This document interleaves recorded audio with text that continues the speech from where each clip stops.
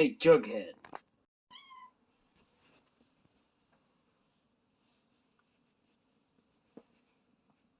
Oh, all the boys is hanging out tonight. We got boys' night in the house.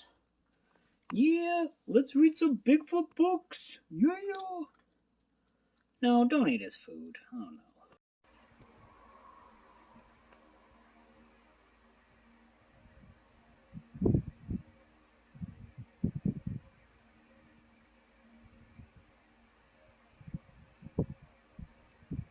Okay, I brought Jughead over so he can also see the Bernie. The Bernie Burner, the Bernie Burner. Jughead does not give a fuck about the bunny. Well, I tried.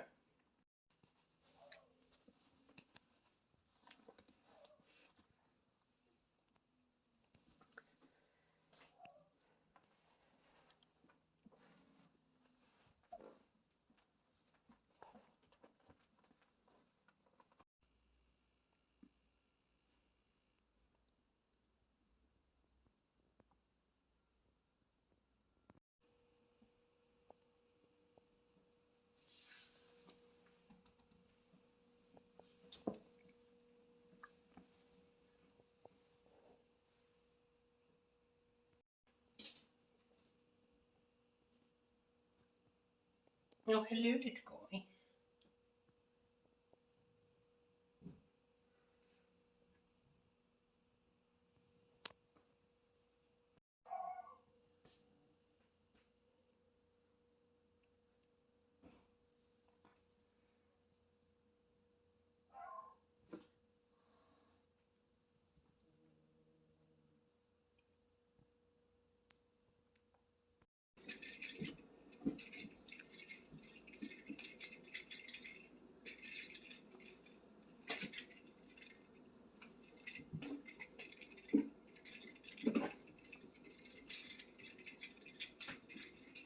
Far to hear my message today.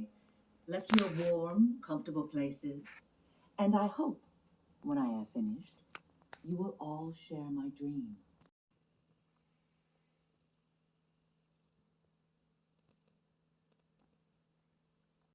Hello and welcome to a cat-tastic episode of It Came from the Page. Today we're not talking about books at all. We're talking about kitties.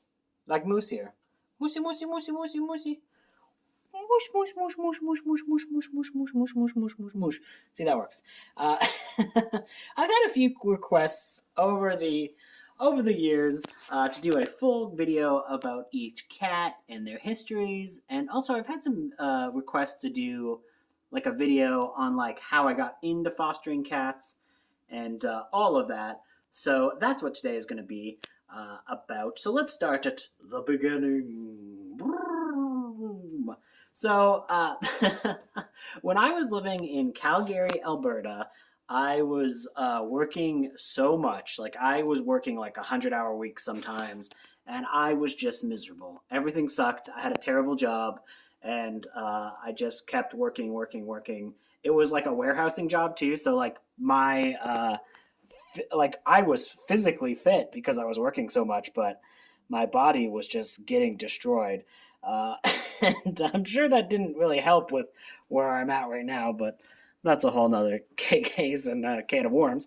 But when I have no free time and I was living in this very crappy apartment, I didn't have time to, or the ability, my apartment did not allow pets at the time, to get an animal. So I started to go to, there was a animal rescue group in the city, and on weekends when I wasn't working, I would like go walk in and feed the cats and help work out, because they had like this warehouse that they had set up where you could, you know, get all of the cats and dogs, and you could look after them. You could bring it like some of the rescued dogs for walks and stuff around this really nice little area that they had. And that's what I was kind of doing for the first little bit, because I was wanting cats and I wanted to do something nice with cats, but I was just not able to own any myself. And I kind of got the idea to start fostering from this podcast that I loved called the Purrcast. And they always had people on to talk about their cats, and they had some people talking about like going out and doing volunteering to help out with cats, and it kind of got me inspired, and that's how I ended up going to that place in the first place. I even I even on one Christmas, I was alone in Alberta, so I I actually went and I volunteered to help out the cats in the warehouse for Christmas and Christmas Eve and all that stuff because, I mean, I wasn't doing anything else, and it was nice to kind of go in and see the cats and look after the cats, and you got kind of attached when you see him week after week, but you couldn't bring any home because I wasn't able to, and I certainly didn't have the time or ability. So when I ended up moving to come to work at a slightly better but still shitty job in Regina, Saskatchewan, which is where I am right now, I decided that I wanted a cat. It was the middle of quarantine, so I moved to Regina in March, and then everything was under quarantine, and it was just me alone in this apartment, and I was like, oh my god, this is so depressing and sad, and I need to do something. And I decided, oh, I should try to foster a cat. So there was a number of foster cats that I was looking at before I got here, but by the time I got here, I found Jughead, and I agreed to foster Jughead with one rescue. This Regina Cat Rescue is where I got him from, and he fit in immediately. He was a lot skinnier than he was by the by the prime of his time with me because I overfed him a little bit because I was still kind of learning what cats liked, and he was a cat who was like very nice. He was like the nicest cat I've ever owned. Well, actually, they're all nice. I don't think I have any mean cats, and I actually don't think there really are any mean cats. There are mean people. Uh, Two cats, and that's why they'd be mean. But cats are not mean. But he was the biggest sweetheart, and I still have him here. Uh, Rest in peace, old buddy. That's his the urn with him in it. But when I got him, I was kind of thinking about like maybe trying out another cat at some point, but I wanted to leave. This is Jughead's fur, a little bit of Jughead's fur that I have left. But I wanted to wait until I had him for a while. What happened was there was a cat in the neighborhood that was really looking rough, and he clearly needed help. And there were a few posts about him on uh, the the the missing cat Facebook page that we have here. And I kind of got involved and said, "Hey, I was living in the area. I can help."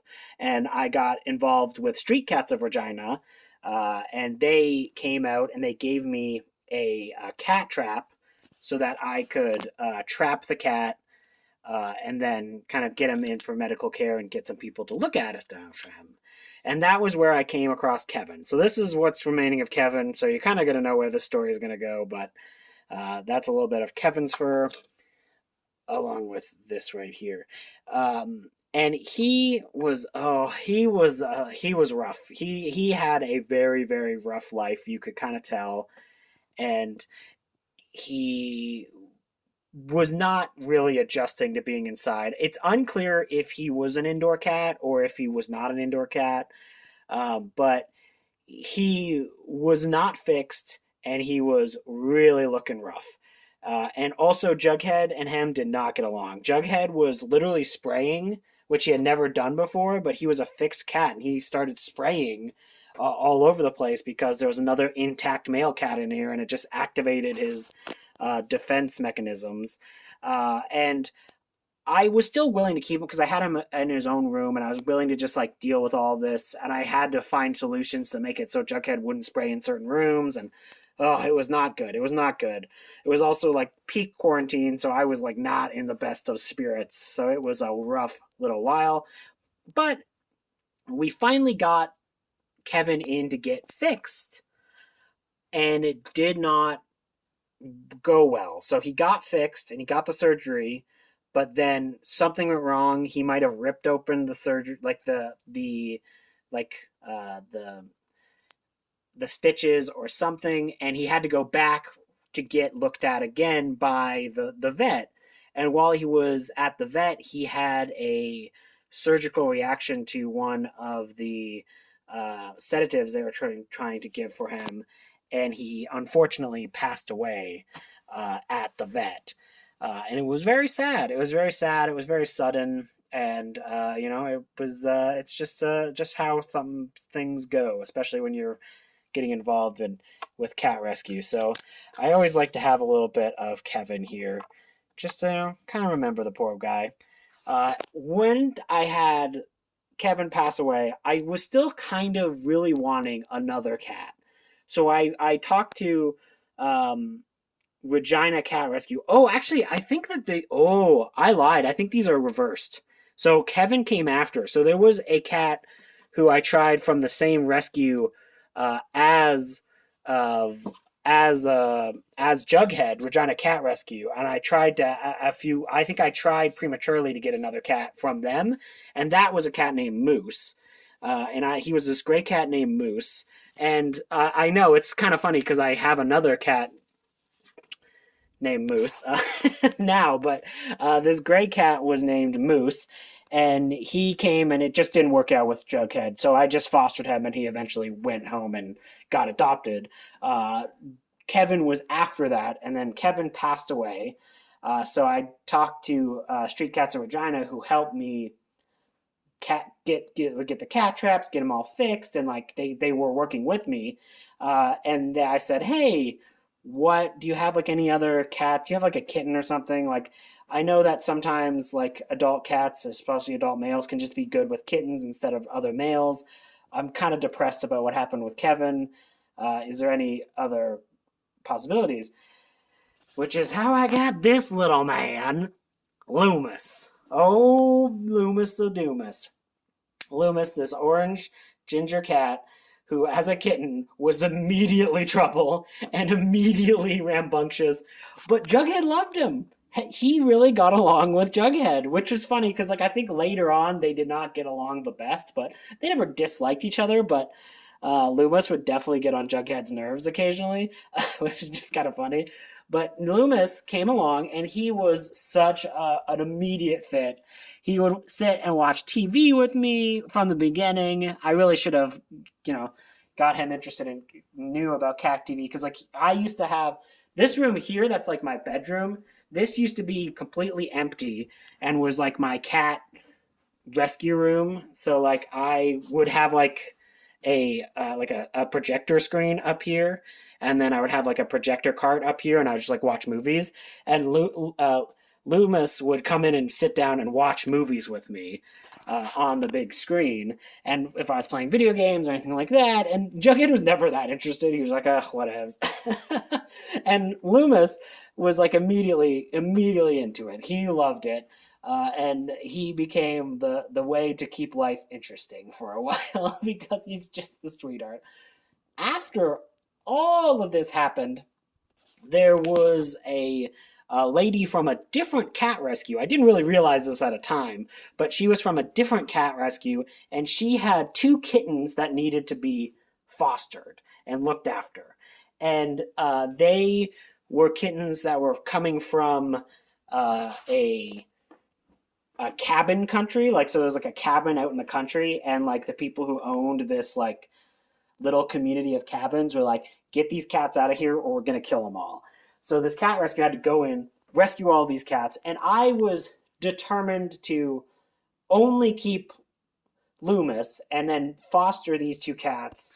And as such, I didn't name them myself. So if you've noticed before, so Jughead, Riverdale, and Archie Comics. Moose is a character also from Riverdale Archie Comics. So is Kevin.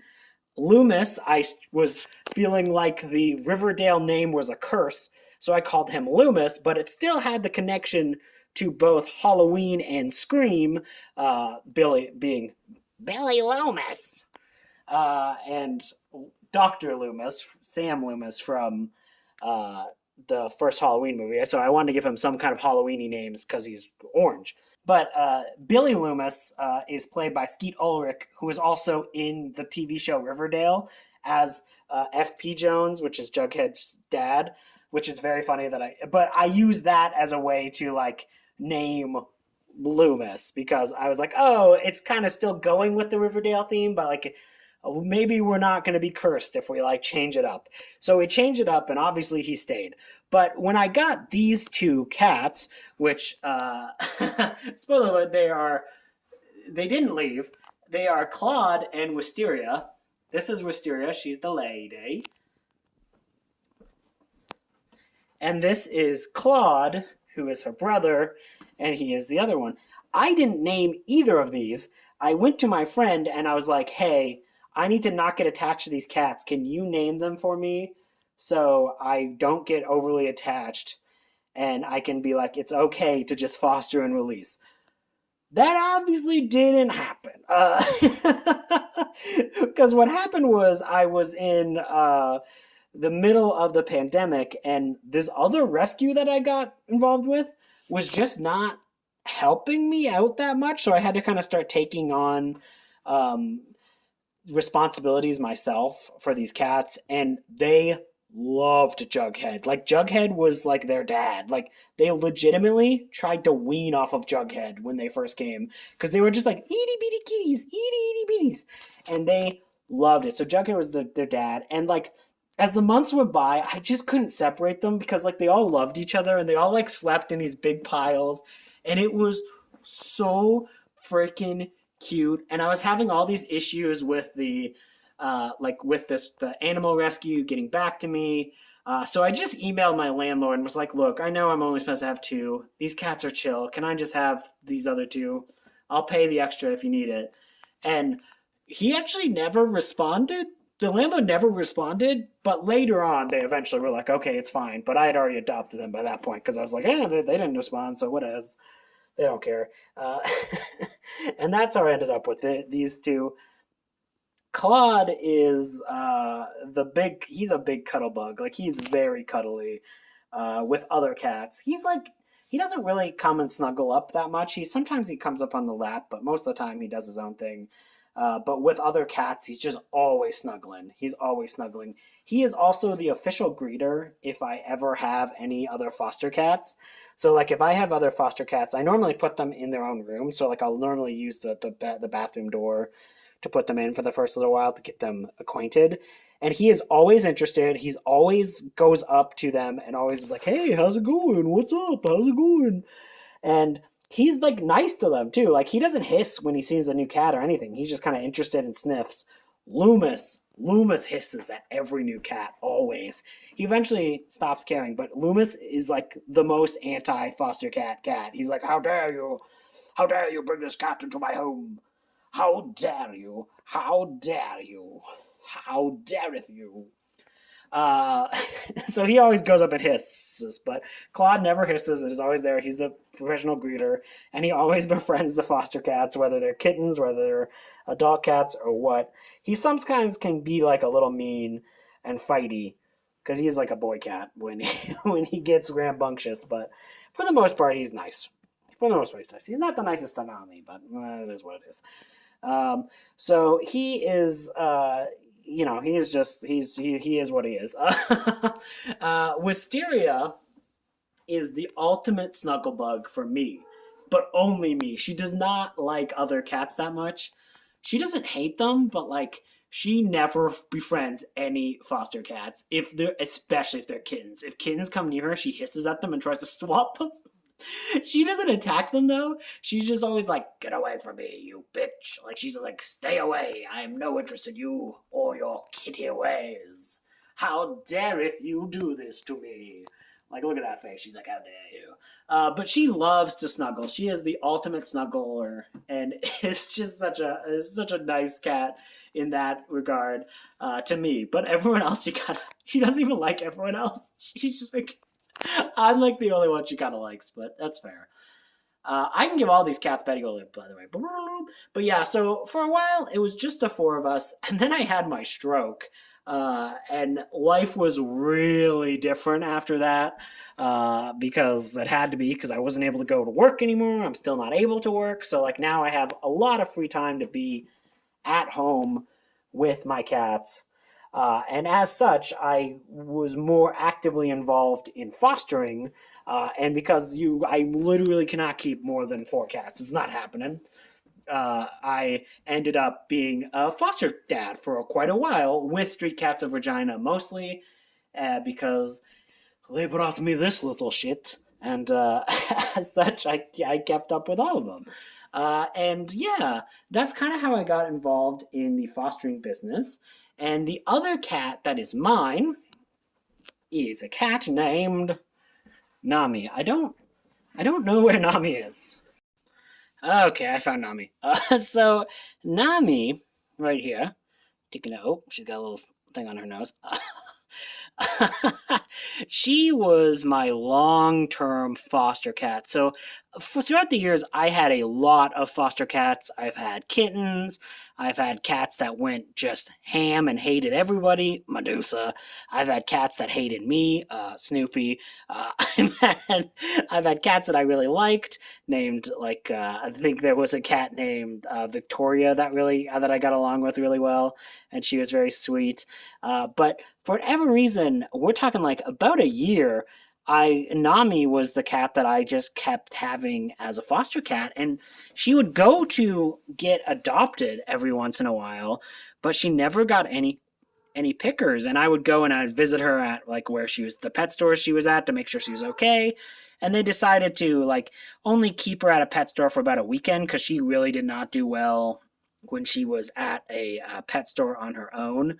Like she would kind of stop eating if she was there too long, and was like she just was did not do well at the pet store. And the reason why no one really adopted her is you can't really tell right now because their eyes are not really acting up as much. But she has a condition where she has leaky eyes, and the leaky eyes are permanent. You can see she's got like a little bit of buildup. I need to do like a I'll do a clean after this where I kind of sit her down and clean off her eyes, but it doesn't bother her the buildup. It's mainly just so to make sure that she's ends up being okay. But she has this condition where she's always got leaky eyes, so she's a special needs cat, and every few days, I guess I probably should do it every day. But she doesn't like it, and it doesn't bother her any. So like, that's not. It's mainly just keep on it, so it's not a problem. But yeah, every few days I sit her down with a washcloth, and I have to kind of clean off her face and her nose and her ears, and well, it depends on where. It's normally just like the mouth to the ears, but yeah, I can get crusties on there, and it can ruin their eyes if I don't keep track of them. But yeah, it was scarring when she was a kitten, so she has it all the time. So she will always have leaky eyes, and you just kind of got to go and clean the discharge every few days. But she was my foster cat for ages. Like I have had her for over a year now, but she's only over 2 years now, but she's only been my cat for like a year. I adopted her once Jughead passed away because she had just been kind of part of the household at that point for such a long time, and I had lost Jughead, and I didn't want to lose another cat. Now, I think Jughead kind of looked after her a little bit. So, like, she is the one cat in the household who doesn't really get along with anyone that well. Again, they're not like fighting, but sometimes the boys can like pounce on her and like be mean to her. Uh, Even though she is bigger than all of them, uh, she is a cat that is always sleeping in between my legs. And she likes to come snuggle and be a lap cat, but she doesn't really get along with the other cats to snuggle or anything like that. Even Wisteria snuggles a little bit more than she does. But yeah, so she has just been a long term foster, and I think her and Jughead got along a little bit better than her and anyone else because they used to always kind of hang out together. And the last photo I got to Jughead before I had to take him and say goodbye was because with Nami, and I thought, oh, it's a sign. I should adopt Nami and make her a permanent household guest. And I think she fits in well. It's just I feel bad when some of the other cats kind of bully her, so I gotta kind of keep watch. And sometimes they can like kind of try to like ambush her outside of the litter box, so I have to be kind of careful about that. Jughead passed away in January of last year, and it was a result of he was losing weight. and he had been losing weight over the last like probably 4 months. And we had thought that some of the new dietary stuff that I had been kind of like practicing with him to help him lose a little bit of weight would be something that was the reason for it, but it was most likely cancer. He had lost a lot of teeth by the end of his life, and he had also started early kidney failure, and we didn't confirm that it was cancer because it would have taken a lot more tests and but all of the easy explanations were out. He was losing weight because something bad was happening, they said, and I decided to say goodbye when he still had some quality of life. It was not an easy decision, and it's very sad. But if I had caught it earlier, and if he had been a little bit younger, we would have I would definitely tried to like do all the treatments to fight cancer and everything like that. But one of the things when it comes to cancer treatments in cats, it is very hard on the kidneys. And since he already was having early kidney failure, it would have been a result where even if he did manage to beat the cancer, he would have just ended up having kidney failure and having to pass away anyways. So it was not an easy decision, but I had to say goodbye. And when I said goodbye, uh, I decided to make Nami a permanent guest. And now we're come to today, where I have these two wonderful little fosters.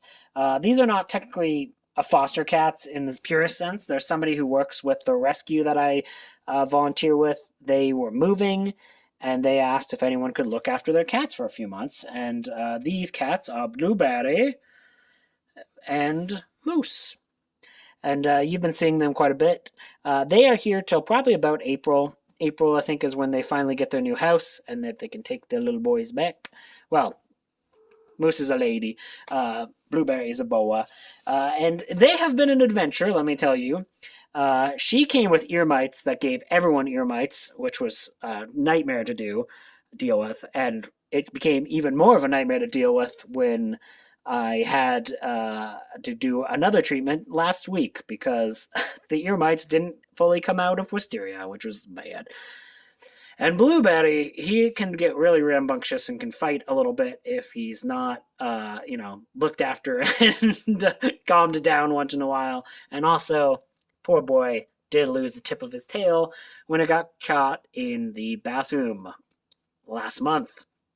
I still feel pretty bad about that, but he's healing up well, and as you can see, the stitches are there, but the stitches will be removed in probably about a week or so, and he'll be good.